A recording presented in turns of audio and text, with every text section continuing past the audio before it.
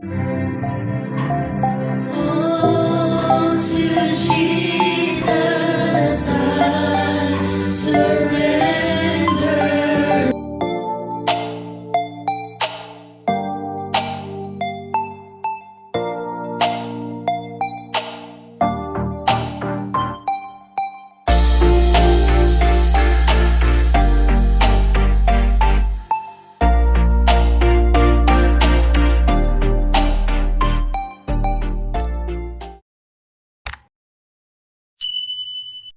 Surrender all to Him I freely give.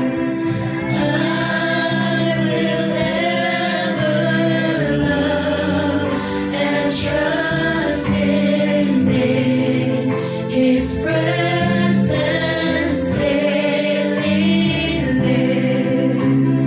I surrender all. I surrender all to Thee, my blessed Savior.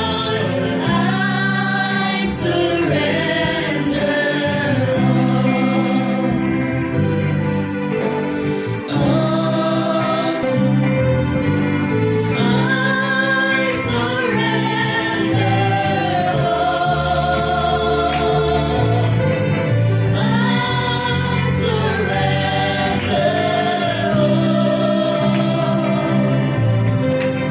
all to Thee, my blessed Savior. I surrender all. Maayong buntag kanatong tanan.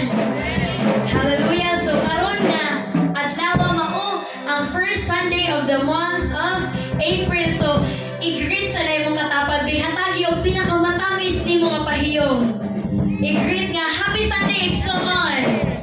Happy Sunday Igsoon. So karon no tagsa ra jud ta sa isa ka semana magkita. So karon mga takna ato nga paminawon ang mensahe sa awit nga ipadala sa ato nga igsuon si Sis Ara Ombio. Natong hatagan sa masibang pakpak.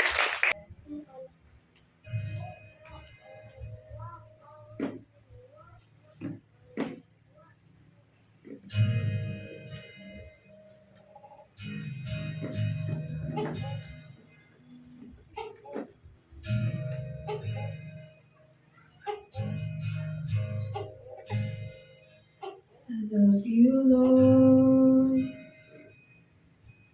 for your mercy never failed me.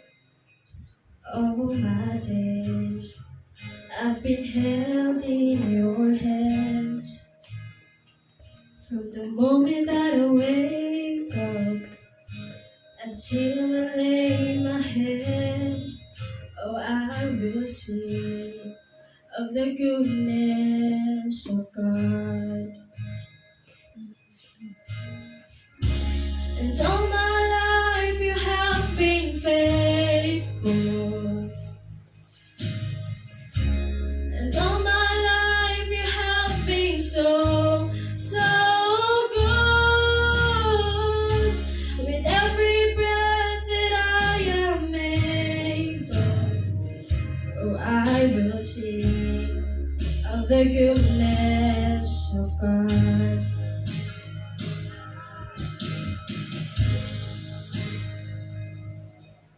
You led me through the fire, and in darkest night, you were close like no other. I've known you as a father, I've known you as a friend, and I have lived in the goodness of God. And all my life you have been faithful.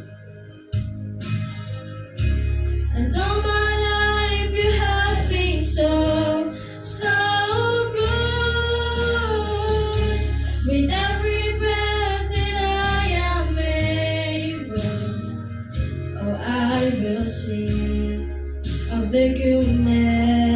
of God. Your goodness is running after me. Your goodness is running after me. With my life laid down, I surrender now. I give you everything. Your goodness is running after me. Your goodness is running after me. Your goodness is running after me. With my life laid down, I'm surrendered now. I give you everything. Your goodness is running after me.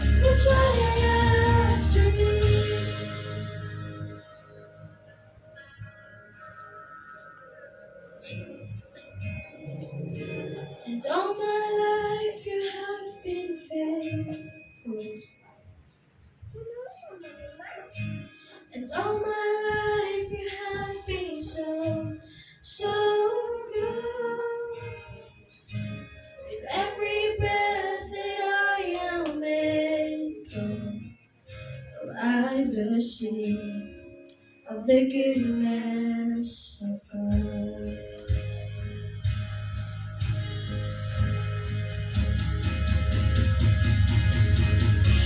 And all my life you have been faithful. And all my life you have been so good. With every breath that I am able, oh, I'm gonna sing of the goodness of God. I'm gonna sing of the goodness of God.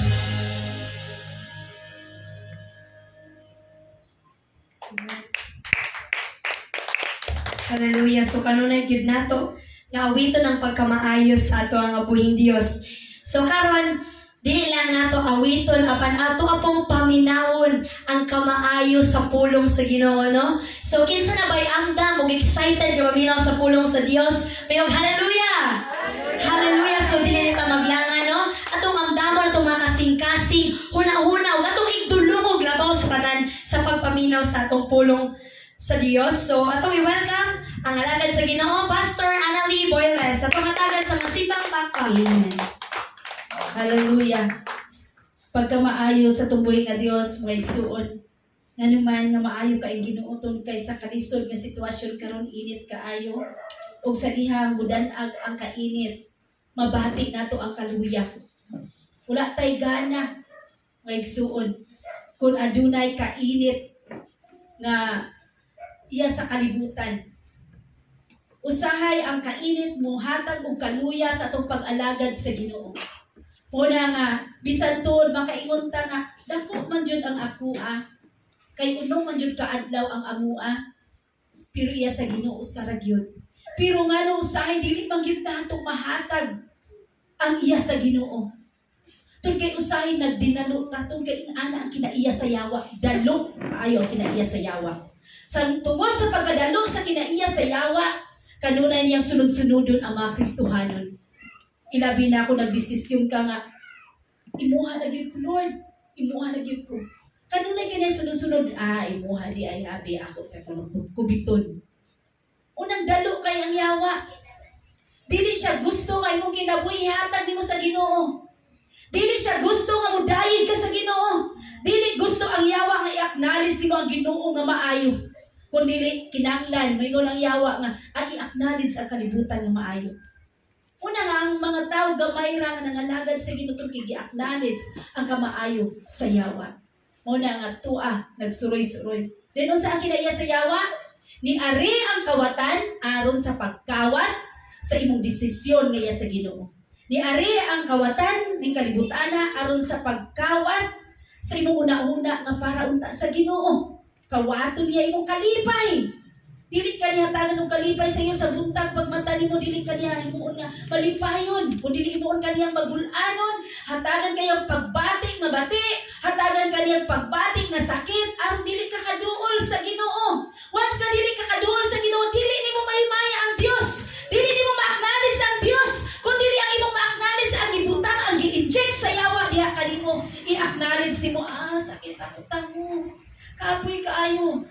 Problema dito. I-inject na sa yawa in order nga dili ka makalahutay sa pag-alagad sa Ginoo.